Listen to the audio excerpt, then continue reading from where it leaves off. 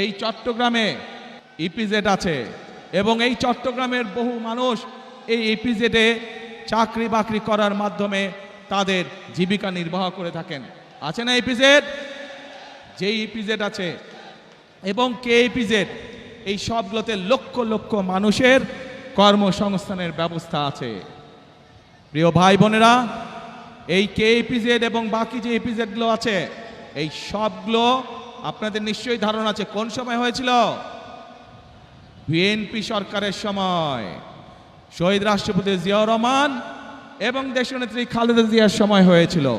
ইনশাআল্লাহ 12 তারিখের নির্বাচনে আপনাদের রায়ে ইনশাআল্লাহ বিএনপি সরকারের গঠনে সক্ষম হলে পরে আমরা এই ইপিজেডের সংখ্যা বৃদ্ধি করব। কে ইপিজেডের মতন আরও ইপিজেড আমরা তৈরি করব, যাতে আরও লক্ষ লক্ষ তরুণ সমাজের সদস্যরা সেখানে চাকরি সংস্থান করতে পারে, কর্মসংস্থান করতে পারে।